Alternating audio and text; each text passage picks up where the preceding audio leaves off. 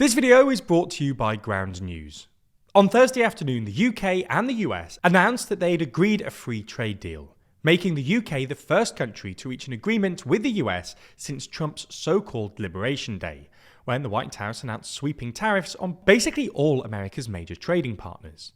Nonetheless, despite a fair bit of excitement in the press, the deal itself turned out to be very limited, and mainly involved exempting certain British exports from some of Trump's more recent tariffs. So in this video, we're going to take a look at this new UK-US trade deal, how it compares to the potential US-UK trade deal Brexiteers loved talking about back in the day, and why, even if it's pretty limited, it's probably good news for both Trump and Starmer.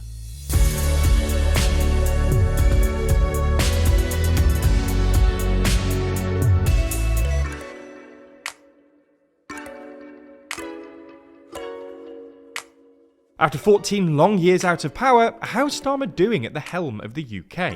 Well, it's a mixed bag. So check out our analysis of Labour's leader, their foreign policy and economic issues in our magazine Too Long. Read more by clicking the link in the description. So, as long-time viewers will probably already know, this isn't the first time the US and the UK have tried to sort out a trade deal. In fact, this was a hot topic of debate during the Brexit years, when Brexiteers argued that one of the big Brexit dividends would be that the UK would be able to negotiate a free trade deal with America. For context, since 2013, the EU had been trying to negotiate a deal with the US, provisionally called the Transatlantic Trade and Investment Partnership, which would have been arguably the largest free trade deal ever. Unfortunately for both sides, negotiations were constantly held up, both because the US didn't like the idea of being beholden to EU standards and regulations, and because the 28 EU member states were always struggling to agree on what exactly they wanted. Little progress was made under Obama, and the deal then totally collapsed once Obama was replaced by Trump, who instead started a trade war with the EU. Anyway, Brexiteers argued that, without the hassle of having to negotiate with the other 27 EU member states, a post-Brexit Britain would be able to quickly negotiate a lucrative free trade deal with the US, which could then effectively replace the EU as the UK's main market. This proved such a potent political argument at the time that David Cameron essentially begged for an intervention from Obama, who famously announced, only a month or so before the referendum, that Brexit Britain would be, quote, at the back of the queue for any trade talks. Nonetheless, after Brexit, Boris Johnson's Conservative government immediately signalled its enthusiasm for a deal with the US, and negotiations with the Trump administration began in May 2020. At the time, Johnson and the Tories were hoping for a really comprehensive free trade deal, but this never really happened. While the two sides signed a series of mini-deals, and there was a slightly awkward phase when the UK started essentially lobbying individual states and signing so-called memorandums of understanding with them, a comprehensive deal never materialised.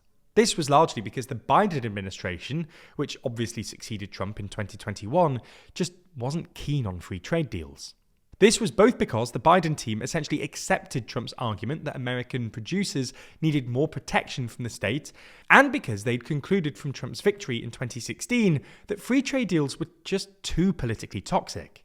But it was also because, somewhat unsurprisingly, it turns out the Americans are pretty ruthless negotiators, and some of their demands didn't go down well with the UK electorate. As our UK viewers might recall, there was a bit of a furore over the idea of the UK lowering its agricultural regulations to allow chlorinated chicken and hormone-injected beef into the UK, which was something America's powerful farming lobby insisted upon. There were also recurring reports that US pharma companies were pushing for greater access to the NHS as part of any deal, which proved politically toxic for the Tories. Anyway, you get the idea. Contrary to what Brexiteers claimed, negotiating a free trade deal with the US proved remarkably difficult, and the emerging bipartisan consensus against free trade in Washington means it now looks pretty much impossible. And this is sort of the key thing to understand about the deal that Trump and Starmer just announced. Despite all the excitement in the press, it's nowhere near the deep and comprehensive free trade deal that Brexiteers originally imagined. Listening to Starmer and Trump, you might have assumed otherwise. On Wednesday, for instance, Trump took to Truth Social to tease a major trade deal with representatives of a big and highly respected country, all in caps by the way. And during the press conference, Starmer claimed that we've managed to achieve what many people had tried to achieve for many years. But this is because both sides have an incentive to oversell it. Trump wants to calm the markets, which apparently doubt both the efficacy of his tariffs and his deal-making abilities. And Starmer wants to claim that he's achieved something that the Brexiteer Tories couldn't. In reality, this deal is really quite shallow. It basically exempts the UK from Trump's recent 25% tariffs on steel, aluminium and, more importantly, cars, which are the UK's largest single export to the US. However, Trump's universal 10% tariff will stay in place, and there's a 100,000 quota on how many cars the UK can export to the US tariff-free.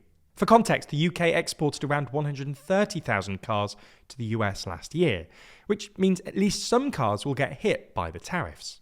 In return, the UK will apparently buy $10 billion worth of Boeing planes and accept new reciprocal trading rules for high-quality beef, ethanol and machinery from the US. This will have a negligible impact on both countries' GDPs. And while there was a whole load of rhetoric about using the deal as a platform for a deeper deal in the future, familiar obstacles remain. Nonetheless, even if there isn't actually all that much to the deal, both Starmer and Trump will be hoping it'll help them politically. For Starmer, this deal, coming just 2 days after the UK-India trade deal, might help him portray himself as a savvy pragmatist on the international stage, which is clearly how Starmer wants to be perceived, and even as a potential bridge between Europe and Trump's America. For Trump, this deal might help signal to the markets that he's in deal-making mode, and that the tariff-related chaos we saw earlier this year was all part of a clever plan to extract concessions from America's trading partners.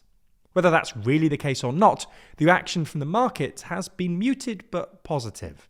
As of Thursday morning, the S&P 500 is up 1%, meaning American stocks have now recovered their post-Liberation Day losses.